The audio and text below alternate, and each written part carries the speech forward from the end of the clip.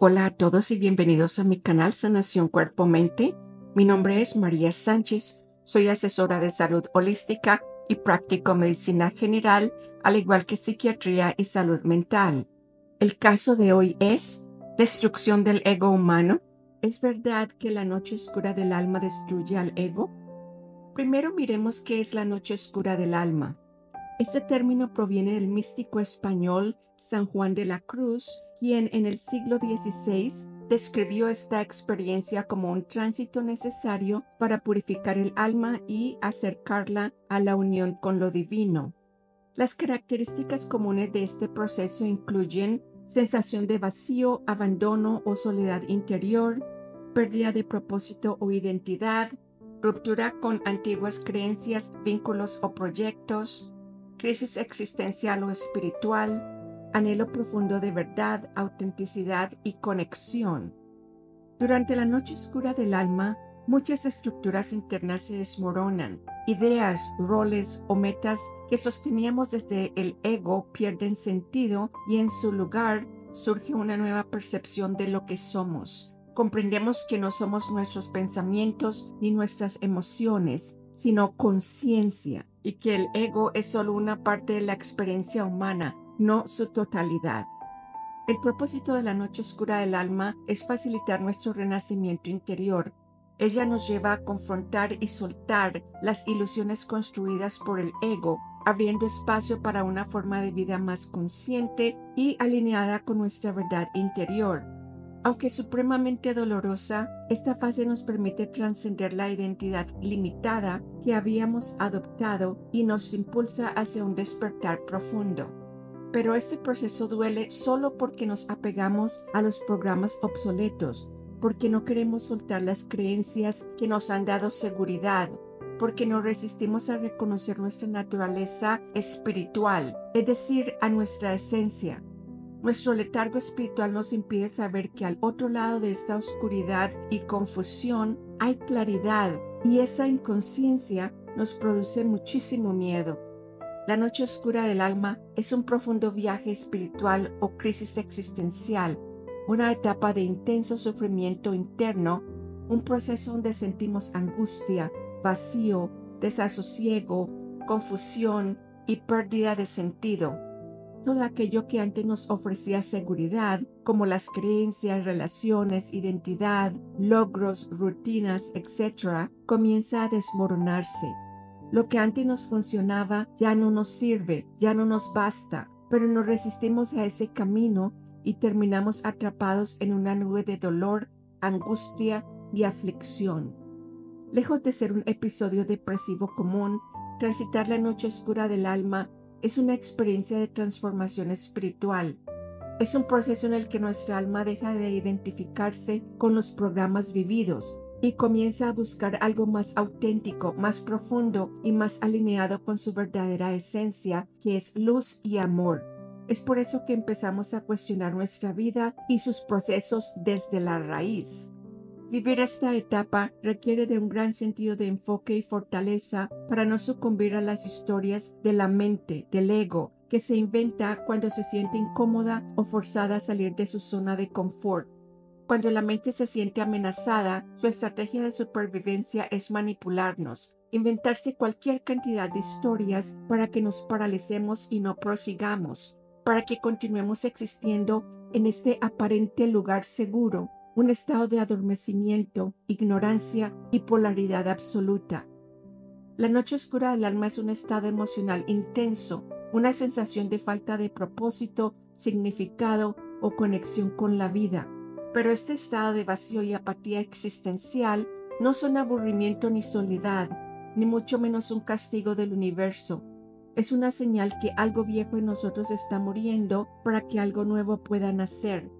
Este proceso es una experiencia seria, sagrada y trascendental que nos impulsa a sanar, a liberar los apegos, a dejar ir aquello que ya no sirve a un propósito en nuestras vidas, a abrirnos a una frecuencia vibratoria más alta, a trascender la dualidad, a ir más allá de los velos del olvido, a comenzar a ver con ojos del alma, a emprender el camino hacia una vida más auténtica y plena, a reconectarnos con nuestra verdadera esencia y permitirnos que emerja una conexión más pura con nuestro ser. Ahora miremos qué es el ego. El ego es la construcción mental que nos da una identidad individual. Es una parte vital de nuestra estructura psíquica. Es esa parte que dice yo soy y nos ayuda a diferenciarnos de los demás, tomar decisiones, establecer límites, protegernos, expresarnos y adaptarnos al entorno.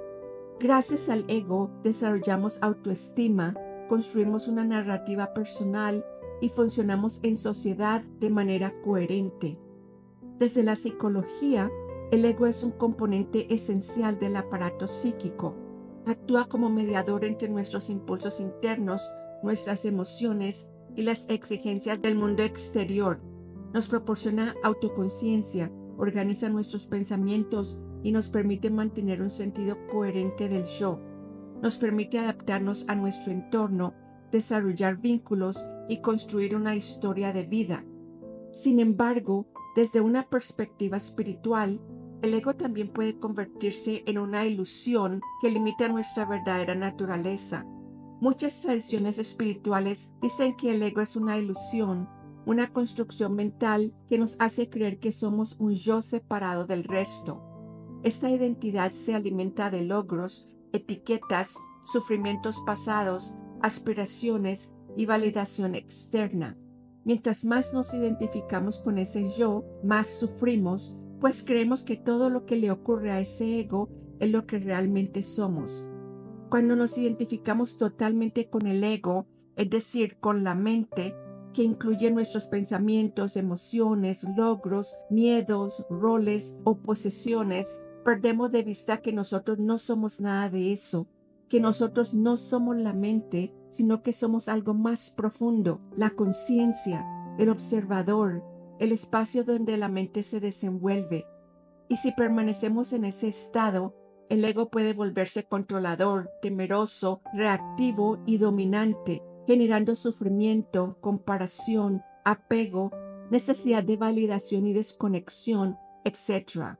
Entonces, el problema no es tener ego, sino vivir inconscientemente desde él. El ego no es malo en sí mismo, es una herramienta necesaria para nuestra experiencia humana en este mundo tridimensional.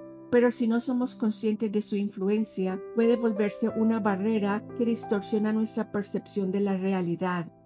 Cuando el ego se convierte en nuestra única fuente de identidad, puede limitarnos. Nos volvemos esclavos de la imagen, del qué dirán, de los logros, del pasado y del miedo al futuro. Y esta sobreidentificación con el ego es lo que la espiritualidad nos invita a trascender, no negando nuestra humanidad, sino recordando que somos algo más profundo. Contrario a lo que los dogmáticos quieren hacer creer, el mundo del crecimiento personal y espiritual no consiste en destruir al ego, sino en educarlo, en reconocerlo, observarlo e integrarlo. Se trata de ponerlo al servicio de la conciencia en lugar de permitir que la conciencia quede subordinada a él. Cuando el ego es educado con sabiduría y amor, deja de controlarnos y se convierte en un aliado en el proceso de vivir con autenticidad, equilibrio y profundidad. Entonces, aunque no queramos aceptarlo, el ego no muere, solo se transforma si lo trabajamos con conciencia, claro está. Los fanáticos insisten que el ego debe morir para que nosotros alcancemos la iluminación. Esta idea, aunque poética, es engañosa. El ego no puede morir porque es parte de nuestra psique. El ego se ilumina con la conciencia y se transforma en una herramienta útil cuando dejamos de identificar nuestra esencia con él. De hecho, el despertar espiritual no se trata de destruir el ego, sino de comprenderlo, observarlo, educarlo y evitar que nos controle de forma automática. Irónicamente, la resistencia al ego, ese deseo de eliminarlo, es una lucha que proviene del mismo ego, pero el despertar de conciencia no es el camino de la lucha, sino de la integración del ego. Y lo integramos cuando lo aceptamos como parte de nuestra humanidad, sin entregarle el timón de nuestra vida. El propósito de las prácticas espirituales no es eliminar el ego, porque eso no se puede y ya lo sabemos, sino trascenderlo. Mediante la meditación, el silencio, la autoindagación o la contemplación, podemos desidentificarnos del ego y experimentar la conciencia como nuestro estado natural. Desde ese espacio, el ego puede seguir existiendo, pero ya no gobierna nuestras decisiones ni nuestras reacciones. Nos guste o no, vivir completamente sin ego no es posible en esta existencia humana. Mientras tengamos cuerpo, mente y emociones, el ego formará parte de nuestra estructura, de nuestro plan para esta experiencia 3D. Pero como ya se mencionó, nosotros podemos vivir con el ego en lugar de vivir desde él. Esto significa reconocer sus funciones prácticas sin dejar que defina quiénes somos.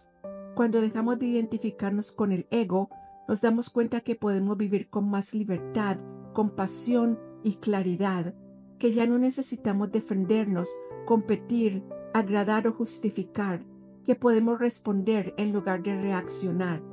Esta es la verdadera libertad, vivir desde la conciencia, con el ego como nuestro aliado, no como nuestro amo y señor.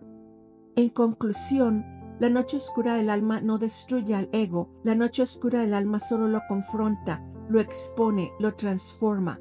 Nos despierta a una realidad más profunda donde podemos observar al ego sin dejarnos arrastrar por él. La transformación del ego ocurre cuando dejamos de resistirlo y empezamos a relacionarnos con él desde la conciencia. Este proceso puede ser doloroso, sí, pero es también profundamente liberador. Nos permite ver quiénes somos más allá de las máscaras, de los miedos y de las historias que hemos contado sobre nosotros mismos. El despertar espiritual no consiste en eliminar al ego, eso ya lo sabemos, sino en reconocerlo, abrazarlo y caminar con él desde un lugar de amor y verdad. Que la paz interior que cultivemos hoy se expanda y nos guíe siempre. Hasta la próxima.